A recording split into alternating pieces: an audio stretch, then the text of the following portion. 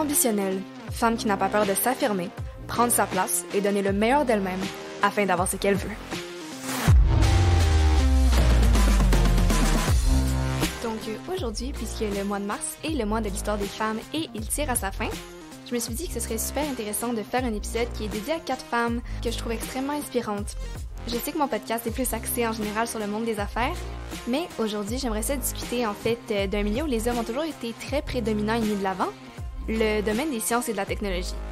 Donc, je voulais prendre le temps de vous raconter l'histoire de certaines d'entre elles que vous ne connaissez peut-être pas, mais qui valent absolument la peine de connaître. Donc, sur ce, je vous souhaite une excellente écoute. La première femme dont je vais parler aujourd'hui, c'est Ada Lovelace, puis elle est considérée comme étant la première programmeuse. Donc, un siècle avant l'avènement de l'ère informatique, elle a imaginé l'ordinateur moderne à usage général. Il pouvait être programmé pour suivre des instructions. Donc, il pouvait non seulement calculer, mais il pouvait aussi créer tout seul. Donc, l'ordinateur dont elle parlait, le moteur analytique de l'inventeur britannique Charles Babbage, n'a jamais été construit, mais les écrits d'Ada Lovelace sur l'informatique lui ont valu d'être reconnue comme la première programmeuse informatique. Le programme qu'elle a écrit pour l'Analytical Engine était destiné à calculer le 7e nombre de Bernoulli. Par contre, son influence la plus profonde a été de voir le potentiel de l'informatique. Selon elle, les machines futures pourraient aller au-delà du calcul des nombres, comprendre les symboles et être utilisées pour créer de la musique ou de l'art. Elle a également exploré les ramifications de ce qu'un ordinateur peut faire, en écrivant sur la responsabilité qui incombe à la personne qui programme la machine, puis en évoquant et en rejetant l'idée que les ordinateurs pourraient un jour penser et créer par eux-mêmes, ce que nous appelons aujourd'hui en fait l'intelligence artificielle. Betty Alexander Toole, l'une de ses biographes, a écrit que Lovelace avait le don de combiner l'art et la science. Elle considérait les mathématiques et la logique comme créatives et imaginatives, et les appelait la science poétique. Son œuvre, qui a été redécouverte au milieu du 20e siècle, a incité le ministère de la Défense à donner son nom à un langage de programmation et, chaque année, en octobre, le 10 pour être exact, la journée Ada Lovelace est l'occasion de célébrer les femmes dans le domaine de la technologie. Il faut aussi se rappeler qu'Ada Lovelace a vécu à une époque où les femmes n'étaient pas considérées comme des penseurs scientifiques de premier plan, et ses compétences ont souvent été décrites comme étant masculines. Aussi, elle est née le 10 décembre 1815 à Londres, de Lord Byron et d'Annabella Milbanke. Sa mère, que son père appelait aussi la princesse des parallélogrammes, était une réformatrice sociale issue d'une famille aisée qui s'intéressait profondément aux mathématiques. Donc c'est pour ça que dès son plus jeune âge, Ada se passionne pour les mathématiques et la mécanique, et elle est encouragée par sa mère. Grâce à sa classe sociale, elle a accès à des tuteurs privés et aux intellectuels de la Société scientifique et littéraire britannique. D'une curiosité insatiable, elle s'entoure de grands penseurs de l'époque, dont Mary Somerville, qui est un scientifique et un écrivain. C'est ce dernier qui a présenté Lovelace à Charles Babbage lorsqu'elle avait 17 ans, lors d'un salon qu'il organisait peu après ses débuts dans la société. Il lui a montré une calculatrice mécanique en laiton de 2 pieds de haut, qu'il avait construite et qui a frappé l'imagination de Lovelace. Ils ont entamé par la suite une correspondance sur les mathématiques et les sciences qui a duré près de 20 ans. Elle était cependant déterminée à ne pas laisser sa vie de famille ralentir son travail. Donc, l'année de son mariage, elle a écrit à Somerville « Je lis maintenant des mathématiques tous les jours et je m'occupe de trigonométrie et des préliminaires aux équations cubiques et biquadratiques. Vous voyez donc que le mariage n'a diminué en rien mon goût pour ces activités, ni ma détermination à les poursuivre. » Par la suite, en 1840, Lovelace demande à Augustus de Morgan, un professeur de mathématiques à Londres, de lui donner des cours particuliers. Par le biais d'échanges de lettres, il lui enseigne les mathématiques de niveau universitaire. Il écrira plus tard à sa mère que si un jeune étudiant avait fait preuve de ses compétences, ils en auraient certainement fait un chercheur mathématique original, peut-être d'une éminence de premier ordre. Par contre, c'est en 1843, à l'âge de 27 ans, que Lovelace a écrit sa contribution la plus durable à l'informatique. Elle publie sa traduction d'un article universitaire sur le moteur analytique de Babbage et y ajoute une section, presque 3 fois plus longue que l'article, intitulée « Notes ». Elle y décrit le fonctionnement d'un ordinateur, imagine son potentiel et écrit le premier programme. Les chercheurs ont fini par le considérer comme un document extraordinaire. Elle parle de principes abstraits de l'informatique, de la manière dont on peut la programmer et de grandes idées telles que la possibilité de composer de la musique ou de penser. Lovelace est, par contre, décédée moins de 10 ans plus tard, le 27 novembre 1852, et dans ses notes, elle avait imaginé un avenir dans lequel les ordinateurs pourraient effectuer des analyses plus puissantes et plus rapides que les humains. Je vous rappelle, on est en 1847, donc ça fait très longtemps, ça fait quasiment 200 ans. Puis, pour terminer, tel qu'elle l'écrit à l'époque, Un nouveau, vaste et puissant langage est développé pour l'utilisation future de l'analyse, afin de manier ces vérités de manière à ce qu'elles puissent être appliquées plus rapidement et plus précisément aux objectifs de l'humanité. Donc, on peut définitivement dire que c'est une femme qui était en avance sur son temps. La deuxième femme dont j'aimerais vous parler aujourd'hui s'appelle Hedy Lamarr, puis elle était une actrice et une inventrice austro-américaine qui a été à l'origine de la technologie qui allait un jour constituer la base des systèmes de communication Wi-Fi, GPS et Bluetooth d'aujourd'hui. Étant considérée comme l'une des plus belles femmes de son époque que l'on a pu admirer sur grand écran, elle a longtemps été ignorée par la société, qui n'a pas tenu compte de son génie inventif. Hedy Lamarr est née à Vienne, en Autriche, le 9 novembre 1914, dans une famille juive aisée. Fille unique, elle reçoit beaucoup d'attention de son père, directeur de banque et homme curieux, qui l'incite à regarder le monde avec les yeux ouverts. Il l'emmenait souvent faire de longues promenades au cours desquelles il discutait du fonctionnement de différentes machines, comme la presse imprimée ou les tramways. Ces conversations ont guidé la réflexion de Lamarr et, à l'âge de 5 ans seulement, on pouvait la voir démonter et remonter sa boîte à musique pour comprendre le fonctionnement de la machine. Parallèlement, la mère de Lamarr, pianiste de concert, l'initie aux arts et lui fait prendre des cours de ballet et de piano dès son plus jeune âge. L'esprit brillant de Hedy a souvent été ignoré et sa beauté a pris le devant de la scène lorsqu'elle a été découverte par le réalisateur Max Reinhardt à l'âge de 16 ans. Elle étudie l'art dramatique à Berlin et joue son premier petit rôle au cinéma en 1930, dans un film allemand intitulé L'argent de la rue. Cependant, ce n'est qu'en 1932 que Hedy se fait connaître en tant qu'actrice grâce à son rôle dans le film controversé Ecstasy. Fritz Mendel, un marchand de munitions autrichien, devient l'un des fans inconditionnels de Hedy lorsqu'il la voit dans la pièce Sissi. Hedy et Mendel se marient en 1933, mais leur union est de courte durée. Elle a déclaré un jour « J'ai su très vite que je ne pourrais jamais être actrice tant que je serai sa femme. Il était le monarque absolu dans son mariage. J'étais comme une poupée, j'étais comme une chose, un objet d'art qui devait être gardé et emprisonné. N'ayant pas d'esprit, pas de vie propre. » Elle était incroyablement malheureuse car elle était obligée de jouer les hôtesses et de sourire à la demande parmi les amis et les partenaires commerciaux scandaleux de Mendel, dont certains étaient associés au parti nazi. En 1937, elle échappe à l'emprise de Mendel en s'enfuyant à Londres, mais elle emporte avec elle les connaissances acquises au cours de conversations à table sur les armes de guerre. À Londres, la chance de Hedy tourne lorsqu'elle a été présentée à Louis B. Mayer, des célèbres studios MGM. Grâce à cette rencontre, elle obtient son billet pour Hollywood, où elle mystifie le public. Lamarr fait la connaissance de divers personnages excentriques de la vie réelle, tels que l'homme d'affaires et pilote Howard Hughes. Hedy fréquente Howard, mais s'intéresse surtout à son désir d'innovation. Son esprit scientifique avait été étouffé par Hollywood, mais Howard a contribué à alimenter l'esprit d'innovation de Hedy, en lui donnant un petit ensemble d'équipements à utiliser dans sa caravane sur le plateau de tournage. Alors qu'elle disposait d'une table d'invention dans sa maison, le petit équipement permettait à Hedy de travailler sur ses inventions entre les prises. Il l'emmène aussi dans ses usines d'avions, lui montre comment les avions sont construits et lui présente les scientifiques à l'origine du processus. Hedy a été inspirée pour innover, car elle voulait créer des avions plus rapides qui pouvaient être vendus à l'armée américaine. Elle achète donc un livre sur les poissons et un autre sur les oiseaux, et elle étudie les plus rapides de chaque espèce. Elle combine les nageoires du poisson le plus rapide et les ailes de l'oiseau le plus rapide pour dessiner un nouveau modèle d'aile sur les avions de Howard. Hedy était une génie, puis les engrenages de son esprit inventif continuaient à tourner.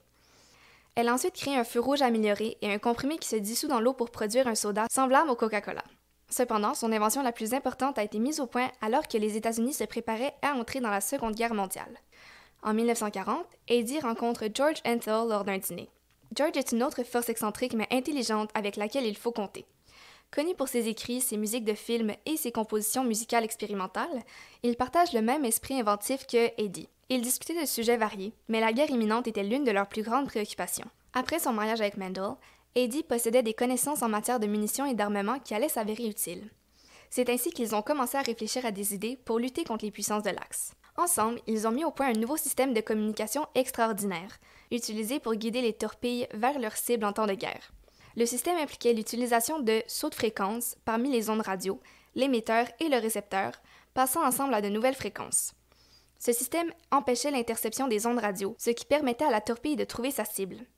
Après sa création, Hedy et George ont cherché à obtenir un brevet et un soutien militaire pour leur invention. Bien qu'elle ait obtenu le brevet américain en août 1942, la marine s'est opposée à la mise en œuvre du nouveau système. Ce refus l'incite à soutenir les efforts de guerre grâce à sa célébrité en vendant des obligations de guerre. Heureuse dans son pays d'adoption, elle devient citoyenne américaine en avril 1953. Entre-temps, par contre, son brevet a expiré avant qu'elle n'en ait tiré le moindre centime. Bien qu'elle continue d'accumuler les crédits dans des films jusqu'en 1958, son génie inventif n'est pas encore reconnu par le public. Ce n'est qu'à la fin de sa vie que Heidi a reçu des récompenses pour son invention. Après de nombreux prix reçus à partir de 1997, cette réalisation a valu à Hedy Lamarr d'être surnommée la mère du Wi-Fi et d'autres communications sans fil, telles que le GPS et le Bluetooth.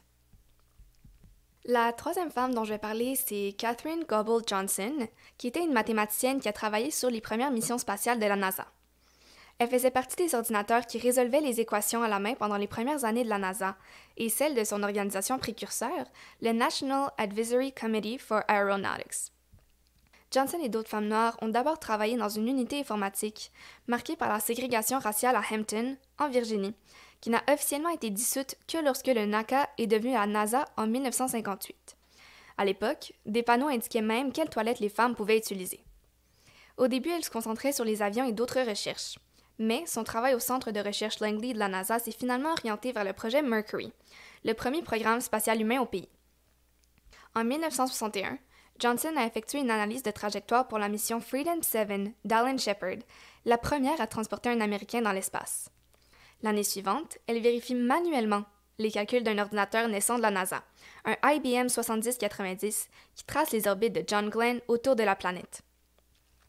Ça a pris 1 jour et demi à regarder les chiffres s'empiler pour calculer la trajectoire de la navette qui allait partir.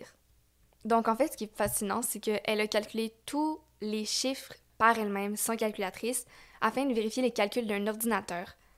Donc, je sais pas comment c'est possible, mais c'est absolument fascinant. Puis, je vous conseille vraiment le film Hidden Figures. Si jamais c'est vraiment une histoire qui vous intéresse, c'est un super bon film. Comme quand je l'ai écouté, moi, ça m'a donné envie de faire des maths après, pour dire. Donc, je vous le conseille fortement. Puis, pour terminer, en fait, Katherine considère que son travail sur le programme Apollo est sa plus grande contribution à l'exploration spatiale. Ces calculs ont permis à l'atterrisseur lunaire de rencontrer le module de service de commande en orbite. Elle a également travaillé sur le programme de la navette spatiale avant de prendre sa retraite en 1986. Elle et ses collègues de travail avaient été des héros relativement méconnus de la course à l'espace américaine. Mais en 2015, le président Barack Obama a décerné à Katherine Johnson, alors âgée de 97 ans, la médaille présidentielle de la liberté, soit la plus haute distinction civile du pays. La quatrième et dernière femme dont j'aimerais parler aujourd'hui s'appelle Cecilia Payne Gaposchkin, puis elle était une femme qui a connu de nombreuses premières fois. Donc la première à recevoir un doctorat du Radcliffe College, la première à être professeure à Harvard et la première à découvrir la composition des étoiles. Elle est née le 10 mai 1900 dans la ville de Wendover, à 40 miles au nord-ouest de Londres. Très tôt, elle fait preuve d'une curiosité incessante. Avant même de savoir lire, elle pouvait lever les yeux et désigner la chaîne de Charles, également connue sous le nom de Grand Ours, et la ceinture d'Orion. Son esprit est agité et son imagination est débordante.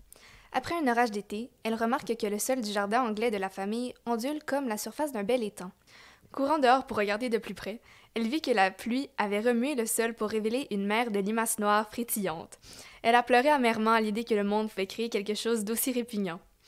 Bien qu'elle ait été renvoyée de son école à 17 ans, elle a été acceptée à l'exigeante St. Paul's School for Girls de Londres. Après une année d'études frénétiques, passant des équations newtoniennes du mouvement, thermodynamique et astronomie, elle est acceptée à Cambridge. Lorsqu'elle s'inscrit en 1919, elle étudie à Newnham, l'un des 2 seuls collèges pour femmes. Elle se conforme consciencieusement à la tradition de l'époque. Les hommes étudient les mathématiques et les femmes la botanique. Mais tout change la nuit du 2 décembre lorsque Arthur Eddington, le directeur de l'Observatoire de Cambridge, donne une conférence dans le Trinity Hall racontant sa récente expédition solaire qui prouve alors la théorie de la relativité d'Einstein. Cecilia est l'une des 4 femmes de l'auditoire. Elle décide ce soir-là qu'elle en a fini avec la botanique. Elle se spécialise en physique, avec toute l'astronomie qu'elle peut apprendre en parallèle. Après avoir obtenu son diplôme, sans perspective d'emploi en astronomie en Angleterre, elle a obtenu une bourse à l'Observatoire du Harvard College, dans un autre Cambridge, celui des États-Unis. Elle a immédiatement commencé à mettre en pratique sa formation au Cavendish Lab.